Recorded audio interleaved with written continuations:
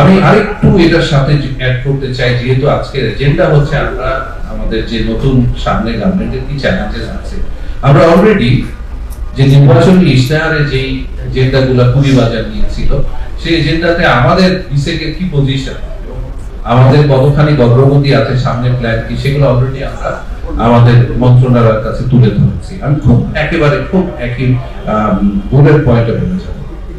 প্রথমেই ছিল এখানে 13টা এজেন্ডা ছিল। এক নম্বরে ছিল যে সিকিউরিটি এক্সচেঞ্জ কমিশনের স্বচ্ছতা ও জবাবদিহিতা বৃদ্ধি করে একটি স্বাধীন ও স্বায়ত্তশাসিত প্রতিষ্ঠান হিসেবে গড়ে তোলা।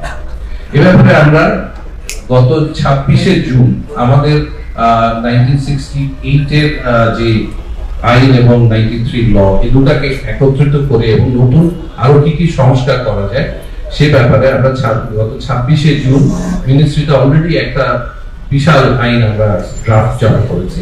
সেখানে এই কমিশনের চেয়ারম্যান, কমিশনার কিভাবে নিয়োগ হবেন, কিভাবে ওনাদের চার্টার কি হবে, ওনারা কিভাবে রিমুভ হতে পারেন, সেগুলোকে যদি অ্যাডপ্ট করা হয় তাহলে কিন্তু স্বাধীন এবং স্বায়ত্ত শাসনের ব্যাপারটা অটোমেটিক্যালি চলে আসবে।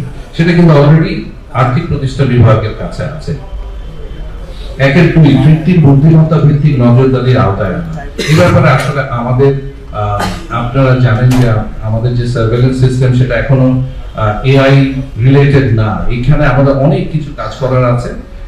এটা নিয়ে আমরা অলরেডি যেই বিভিন্ন development institution like ADB, UNDP, world bank এবং অন্যান্য যারা অন্যান্য আইওস্কোর মাধ্যমে অন্যান্য যে সিকিউরিটি এক্সচেঞ্জ কমিশন আছে তারা কি কাজ করছে সেগুলো নিয়ে আমরা কাজ করছি অলরেডি। এরপরে পুঁজিবাজার সংস্কার কমিশন গঠন, এটা এর আগে হয়ে গেছে এবং সরকার ছেলে আরেকটা নতুন করে করতে পারে, এবং এটা যেটা বললাম যে এটা 7ই অক্টোবরে এই রিপোর্টটা অলরেডি এফআইডির কাছে একটা দেওয়া আছে, সেটার সাথে আরো এনলার্জ করা যেতে পারে। পুঁজিবাজার এটা 2.2 ছিল যে নির্বাচনী ইশতেহারে 15 বছরে পুঁজিবাজারে সংঘটিত অনিয়ম তদন্তে বিশেষ প্রতিবেদন গঠন করতে হবে। আপনারা জানেন যে আমরা 12টা স্পেসিফিক করেছি। যদি তদন্ত কমিশন আরো করা যেতে পারে খুবই ভালো হয়, তাহলে আপনাদের শ্বেতপত্র হিসাবে সামনে আসতে পারবে। শেয়ার বাজারে অনিয়ম ও জালিয়াতির সাথে জড়িতদের বিরুদ্ধে শাস্তিমূলক ব্যবস্থা গ্রহণ।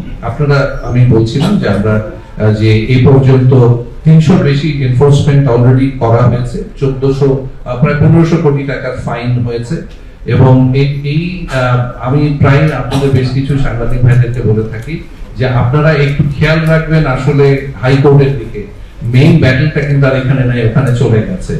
বিকজ আমাদের প্রতিদিনই আমাদের সেখানে যেই শুধু যে অর্থদণ্ড সেটা না, আমাদের যে ইন্সপেকশন থেকে শুরু করে ওখানেও কিন্তু বেশ কিছু অনগোয়িং ম্যাটার্স যাচ্ছে, যেখানে আমরা মনে করছি যেগুলোকে থামিয়ে দিলে আলটিমেটলি আমাদের যে একটা দেখেছিলাম যে ব্যাংকিং এ একজনের মাফিয়া ছিল, যাদের ব্যাংকে কেউ কখনো ইন্সপেকশন করতে যেতে পারতো না, কেউ কখনো কিছু করতে পারতো না, সেরকম যাতে অবস্থা তৈরি না হয়। শেয়ার বাজারে স্বচ্ছতা আনা সেখানে ছিল, আমি অলরেডি বলেছি যে আমাদের অলরেডি যে রেগুলেশন সেটা দিয়েছি।